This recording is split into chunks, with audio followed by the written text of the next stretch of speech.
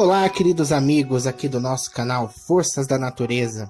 Aqui quem fala é o Jim Akemia e hoje vou contar para vocês sobre as etapas do meu grande quadro, que na verdade não é tão grande, né?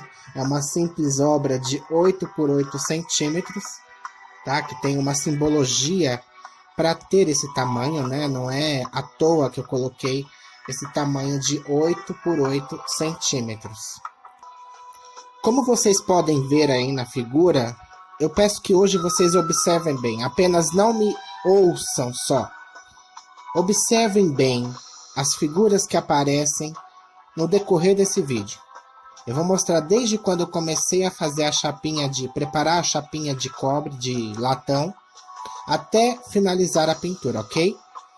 Claro que a primeira figura, vocês estão vendo a pintura pronta, mas em seguida começam a ver os slides da pintura passo a passo, tá bom? Para vocês acompanharem a execução. Não vou dizer todas as cores que eu utilizei, simplesmente a simbologia, que tem todo um histórico. Essa pintura é tão pequena e tão grandiosa. Então vamos começar? Peço que se inscrevam no canal, ativem as notificações, compartilhem com os amigos e deixe seu like, seu comentário, o que você assim quiser, tá bom? Vamos lá. Autorretrato alquímico. É uma obra pintada a óleo sobre latão. Numa bela noite, há uns tempos atrás, esse quadro, que não foi feito agora, eu decidi fazer um experimento com ele, com latão, pois eu nunca havia pintado em latão. Senão selos que eu fazia nas épocas que eu mexia com alta magia, selos angelicais, que usava para fazer, ou até de outros tipos de entidades. E o latão era um substituto muito bom para os selos de ouro, que é um metal muito caro para ser feito selos hoje em dia. Como o ouro não dá em árvores, eu usava o latão como substituto do ouro. E como eu já testei em vários metais a pintura a óleo, né, como o cobre, o chumbo, o estanho, o alumínio, em algumas pequenas pinturas, testes, né? Então eu pensei, por que não no latão, que representa o sol? Por que 8 por 8? Porque ele traz a energia da divindade, do 4 mais o 4, que eu vou falar mais à frente. E daí eu decidi fazer essa pintura. Passei um prime, porque eu já havia testado antes sem prime e não oxidou. Pelo menos há uns anos atrás, nada aconteceu. Então, decidi fazer a pintura. Preparei a chapinha, lixei, né? Peguei a pequena placa de latão de 8 por 8, né? O quadro parece ser bem grande, mas ele tem apenas esse tamanho, 8 por 8 centímetros, que é menor do que a tela do meu celular, pelo menos na altura, né? E nessa pequena chapinha que eu lixei, depois deixei ela porosa, eu preparei o prime, para ela receber a pintura a óleo com maestria, como vocês podem ver nas fotos, que eu peço que vocês acompanhem passo a passo, e ouçam o vídeo também. Mas vejam, porque eu estou mostrando todo o processo, desde o início até o final. Essa pintura começou pela ideia de um autorretrato egípcio. Esse meu autorretrato, ele traz informações da minha alma, informações do meu ser. Algumas coisas eu não posso dizer completamente, que são secretas, mas algumas eu vou deixar a público, a serem decifradas, e outras declaradas. Essa pintura, feita esse ano, ela traz todo o mistério antigo, traz todo o enredo magístico e, ao mesmo tempo, facetas que eu escondo. Foi feito através de uma foto que eu tirei, que eu achei que ela parecia muito com uma pintura, devido ao olhar penetrante, às cores, e isso me inspirou a fazer esse quadro. Claro que tudo foi adaptado, né? Tudo foi encaixado, cada peça, cada detalhe foi modificado. A foto foi apenas uma base para uma ideia grandiosa. E foi feita a simbologia em cima do que já estava semi-pronto. Comecei os desenhos e fiz o esboço, e assim foi indo. Terminado o esboço, como vocês podem ver nas fotos, feito a lápis, né? Como eu comecei a pintura, eu não usei têmpera, pois a têmpera poderia estar rachando com o tempo devido à maleabilidade do latão. Então eu decidi fazer tudo a óleo. Então os primeiros traços, eu fiz testes, né? Tudo usando tinta a óleo. Tudo com cores brancas. A base de tudo ali foi o branco. Nada de ocre, nada de sombras, apenas branco. Porque o branco traz a luz, ele ilumina, e é o que eu precisava de efeito nessa pintura. Então veio apenas a base branca, nada de cinza, nada de ciano, branco.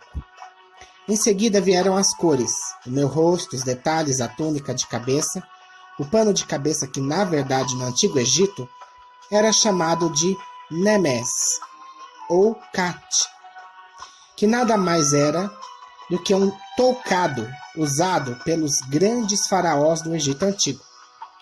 Um pedaço de tecido que geralmente era listrado, apertado na testa e amarrado numa espécie de cauda na parte de trás, enquanto de cada lado da face, duas mechas de remendos tendiam para frente. No traje tradicional, a testa era decorada com uma serpente e um abutre, que aparecem representados na famosa máscara funerária de ouro do faraó Tutankhamon, que muitos de vocês já devem conhecer. Caso não conheçam, olhem no Google depois. Dizia a lenda que um faraó nunca deixava seu cabelo ser visto. Ele sempre usava uma coroa com tocado chamado Nemes, que é esse da figura do meu autorretrato. Porém, com algumas diferenças. Não vemos ali os símbolos tradicionais, né? A serpente, não vemos. Porque eu não sou um faraó. Esse pano, esse toucado de cabeça é um símbolo da maestria usado na alta magia. Desde antiga e atual como uma proteção da coroa, da cabeça, como um adorno que mostra ao espiritual e às forças que estão do outro lado que você já tem um certo grau iniciático. Ela impõe respeito, assim como uma espada, e protege a coroa. Segundo a crença magística, somos deuses, que nesse pensamento eu estou afirmando a minha divindade, Deus em mim. Esse olhar penetrante, ele mostra todos os meus sentimentos que eu deixo a cargo de vocês interpretarem. Está uma coisa bem dual. Os olhos estão pintados como na moda antiga egípcia com lápis preto, uma indução ao olho de Horus, ao olho que tudo vê. O rosto mostra uma certa seriedade, mas deixa um mistério no ar. Ao mesmo tempo, uma breve melancolia. Aparenta como se fosse sair uma breve lágrima do meu olhar. E ao mesmo tempo, uma soberania e um olhar compenetrado. A cor azul da túnica é o azul índigo, o azul da razão, a cor do foco, do direcionamento. E ao mesmo tempo, ambas as cores roxo e azul remetem ao sexto chakra, ou seja, está mostrando que eu tenho um certo dom de clarividência e ao mesmo tempo está remetendo ao meu signo solar, peixes, pois as duas cores que eu pude representar de Júpiter, corregente do meu signo, são essas, azul índigo e violeta. Na testa, indo para a coroa, temos o branco, representação do chakra mais elevado dos 7 chakras, o centro de energia da conexão com Deus, com o divino e com a divindade universal. Ao decorrer do Nemes, que é o pano de cabeça, diferente do tradicional feito à minha moda, temos várias pedras, algumas semi-preciosas e algumas muito valiosas. No meio delas, temos uma gema. Aliás, algumas gemas. No total, são 16 pedras com formatos idênticos, tirando a ametista que está na altura do meu terceiro olho, um pouco mais acima dele, na parte roxa de veludo, na minha Nemes, logo acima do terceiro olho. Se vocês observarem bem, vocês vão ver.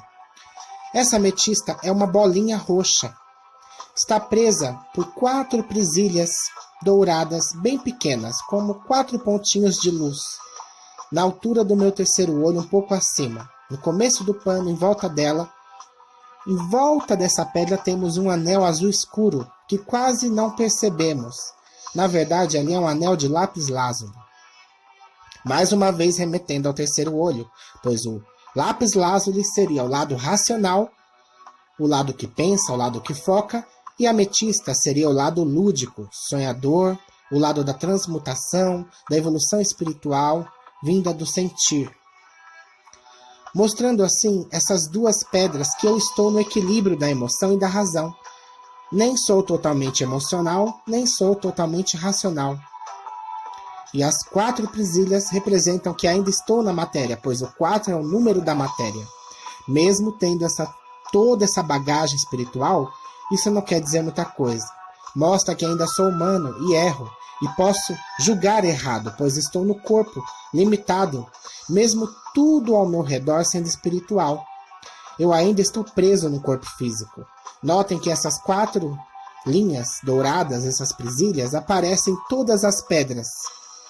As pedras são as minhas virtudes e também minhas encarnações passadas, que não posso falar a fundo sobre isso agora. As 16 pedras evocam a sequência dos pigmentos alquímicos que eu realizei com as minhas mãos. Na esquerda de quem vê o quadro, começam as sequências. Aquela pedra bem escura, no começo, que está dividida pela metade, é a azurita, que exatamente foi feita pela metade, apenas um teste. A segunda pedra é uma malaquita, que foi a segunda que eu consegui moer e fazer o pigmento. A terceira pedra não é uma pedra, ela é o sangue de dragão, a Dracena Draco, que é uma resina. Na verdade, ela está ali polida no formato de uma pedra, como todas as outras, num tom vermelho escuro meio amarronzado, como se ela remete a uma granada, mas na verdade ela é um sangue de dragão. A quarta pedra é uma crisocola, que é uma pedra da interação com o mundo e ao mesmo tempo o céu. Ela remete ao céu e à terra, pois ela tem tons de verde e azul. E ao mesmo tempo é a derivada do cobre, assim como as outras pedras anteriores, que é o metal do amor de Vênus, que gera a malaquita e a azurita. O sangue de dragão representa o sangue da vida, pois ele é uma resina mágica. Dentro da alquimia e da magia, muito importante é o sangue das árvores. Ele é o sangue do pairoco. Ele é o sangue de todas as deusas e forças das árvores. A quinta pedra é uma das mais difíceis de fazer o pigmento, o lápis lazuli. É a pedra que traz a criatividade, o conhecimento e a contemplação do ser humano com o divino. Seja ele a arte, a espiritualidade, não importa. E também ele é a quinta pedra que eu mexi para fazer os pigmentos. Como também o número 5 é o número do meu aniversário, dia de aniversário. Por isso está ligado a uma boa parte do meu espírito e do meu destino, que é a contemplação da espiritualidade e da arte. A sexta pedra está na dobra do tecido, onde vamos para a parte superior desse mesmo lado esquerdo. Esta sexta pedra é uma pedra secreta, simplesmente uma pedra amarela, que eu posso dizer, que representa o elemento ar. O segredo da pintura está nela. A sétima pedra é um rubi. Da parte superior seria a segunda pedra, pedra da devoção, ou seja, ela está representando o elemento fogo e o ponto cardeal sul, fazendo a sequência dos pontos cardeais no sentido horário, começando pelo leste, pedra amarela, indo para o sul, pedra vermelha, e agora na oitava pedra, que é o oeste, a pedra safira azul, representando a água e todos os seus regentes. A nona pedra, que é uma esmeralda, que mesmo na sombra brilha, e de baixo para cima, ela seria a primeira pedra, e é a pedra que rege o ano de 2020.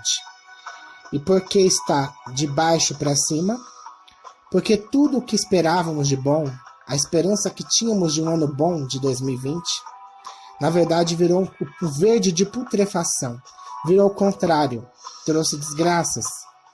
Então ela tem dois lados. Ela simboliza o norte, as forças da terra, e ao mesmo tempo esse significado que eu acabei de dizer de 2020. Fechando aí o ciclo dos 4 elementos da natureza. Em seguida, mas não menos importante, 2 pedras estão à sombra do meu Nemés. São 2 pedras de cores quentes, que não eram para estar na minha coroa, mas elas são representadas como as 2 pedras que eu não consegui em abundância para fazer os pigmentos que eu tanto desejava explorar, e ao mesmo tempo sendo pedras quentes de chakras inferiores. Elas representam o Sol e o ano que estamos vivendo, regido pelo Sol. Por isso, estão ali, no superior da minha cabeça, pois o Sol é a nossa grande ligação de luz, e essas pedras são o Realgar, regido por Marte, e também pelo Sol, e o ouro, pigmento regido pelo Sol, o ouro pigmento, né, que é essa pedra amarela, ou orpimente, como alguns falam, regida pelo Sol. Ambas, né, assim como o Realgar, são marcianas e ao mesmo tempo têm ligação com o Sol, que representa o quê? A transição do ano de Marte, 2019, para 2020, que é o ano do Sol. Marte entregando a faixa, né, para o Sol, que é o ano de 2020. Por isso que o vermelho está embaixo e o amarelo está em cima. Essa pedra amarela, que se chama ouro pigmento, é um sulfeto de arsênico altamente venenoso, mostrando que o mesmo Sol que te ilumina é o Sol que te queima. E é o que nós estamos vendo nesse ano. E ao mesmo tempo a transição do ano de Marte para o ano do Sol. As cores estão em plena harmonia. O azul, com a sua cor complementar, faz contraste com o laranja do céu, e os seus tons trazem esperança. E a força dos 7 chakras nós vemos estampada ali. Vermelhos, laranjas, amarelos, verde, azuis claros em pequenas doses, mas temos também o azul índigo e violeta, formando o arco-íris perfeito, a interação com a espiritualidade.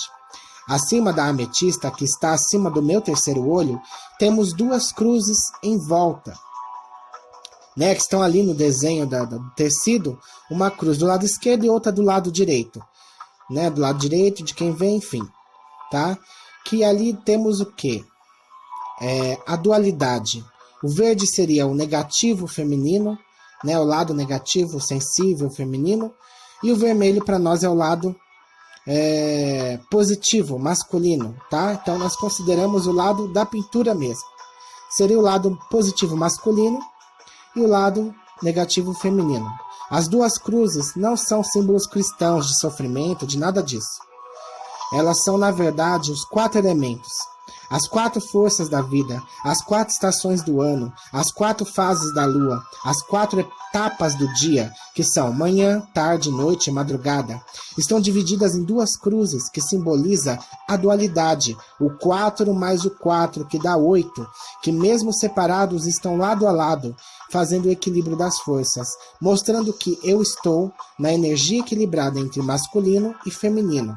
Essas cruzes são feitas com o verde, representando o feminino, que é feito do cobre, verdete, um pigmento como conhecemos na alquimia antiga de verde e gris, que é feito exatamente desse metal cobre, Vênus, a energia da deusa, da mulher, da mãe, da amante, do feminino. A cruz do lado direito, na pintura, é vermelha. Ela está ali na altura da cabeça representando o cinábrio. O cinábrio ele traz a mensagem do que está em cima é como que está embaixo. Né? A grande tábua de esmeralda, a grande mensagem da alquimia. E também ele é feito artificialmente pela mistura do enxofre e do mercúrio, né, que representa a união dos 2 polos, das 2 energias, formando uma só. É a pedra filosofal, está de representação com a energia do Deus, com a energia masculina, oposta ao feminina, mas que se complementam. No meu projeto A Sabedoria da Árvore, que eu canalizei há muitos anos atrás, os estudos filosóficos são divididos no número 8, que é o 4 mais o 4, o homem e a mulher, feminino e masculino, que dá 8, símbolo da eternidade, do recomeço. O 8, ele é o Ouroboros, ele é a serpente que morde a própria cauda. Né? Ele remete ao ciclo da vida, pois a vida nunca acaba, simplesmente o corpo físico. Nosso espírito é infinito. Indo para o lado direito de quem olha na pintura no tecido, vemos mais 3 pedras, não menos importantes que as outras, representam as 3 pedras principais da alquimia da pintura, que são a Trindade, o cinábrio vermelho, o lápis-lazuli azul e a malaquita verde. Só as 3 pedras mais utilizadas na alta pintura antiga, todas envoltas de fios de ouro, mais uma lembrança do ano do sol. Ao fundo, não sabemos exatamente se esse campo de papoulas vermelhas e esse entardecer com pôr de sol, se na verdade ali é um quadro, ou se há uma janela, ou se realmente eu estou nesse campo. Não sabemos. O que sabemos é que se eu estivesse realmente nesse campo, como eu estou contra o pôr do sol, eu estaria com a faixa escura, com a face escura, e na verdade a luz não estaria iluminando minha face. Então, podemos deduzir que eu não esteja nessa paisagem. E aí fica a cargo de vocês deduzirem se ali é um fundo, uma janela, se é um quadro, né? Pode ter também que eu estou num ambiente com outra fonte de luz e essa paisagem realmente existe. A árvore no fundo remete ao meu pai Iroko. As 16 pedras remetem aos 16 Odus. Mas lembremos que uma das pedras ali, entre todas as 16, não é uma pedra, que é o sangue de dragão, o linfa da vida. Então sabemos que temos ali 15 pedras e uma resina. O que eu quis dizer com tudo isso? 15 no tarô é a carta do diabo. 1 no tarô é a carta do mago. Então, um dos dois, né? 1 e 2, e ao mesmo tempo unindo as duas forças. O começo, que é o mago, que é a sabedoria, é o grande mago que manipula as energias, né? Representando o sangue de dragão. E a única resina que temos ali, entre todas as pedras e gemas. E o número 15, que representa o diabo, que são as paixões, a magia negra, o vício, o sexo, a ilusão e o querer forçar as energias a seu favor, mesmo que na marra. Nisso eu quero dizer que o quê? Que se o mago não souber dominar o 15, que é o diabo, ele vai cair no ciclo 16, que é o 15 mais o 1, que é o diabo mais o mago, que representa a carta da torre, a queda do ego, a ruína para quem não sabe usar o seu poder. Por que eu estou apontado de costas para o pôr do sol? Isso pode representar várias coisas, na verdade, né? O ano do sol pode ser que eu queira que ele acabe logo, por ser um ano de tanto sofrimento, de tantas tormentas, por isso que eu esteja de costas para ele. Ao mesmo tempo, também pode significar o medo da morte, pois as papoulas evocam a energia da morte, e o pôr do sol é a finalização, né? O sol se deita no oeste, ele se põe no oeste, que é o elemento água, a finalização, a lua minguante, é a luz indo embora da terra, né? Então pode representar ali também um certo medo da morte, medo de perder alguém para a morte. Mesmo sendo uma pessoa muito espiritualizada, o apego pode estar ali ainda presente, mesmo com tantas cores espirituais. As papoulas não só são as minhas flores prediletas, mas também estão relacionadas ao sono, ao esquecimento. A papoula era uma parte importante utilizada nos ritos funerários egípcios, então elas evocam a energia egípcia, mais uma vez presente em minha vida. Os gregos conheciam as suas propriedades narcóticas e curativas, e também ofereciam papoulas em altares para Deméter e Artemis, para a fertilidade e para Perséfone no seu aspecto da morte. Dizia-se que Morfeu, o deus dos sonhos, usava uma grinalda de papoulas. A papoula vermelha, na verdade, representa o consolo, e ela deriva dessa grande árvore que quem pode me consolar ali na hora do desespero e do terror? Quem que pode me acalentar que não seja o ser humano? Exatamente o meu orixá, o meu Deus interno, a grande árvore da vida, Iroko, que é quem me acolheu na hora da morte e na hora da vida. que não é uma energia humana, mas uma energia além da energia humana. As montanhas evocam que eu ainda tenho muito a caminhar, que eu ainda tenho muito a crescer, mas não é porque o sol está indo embora que é o fim. Pode ser, pode não ser. Eis a questão. Odin Maquimia.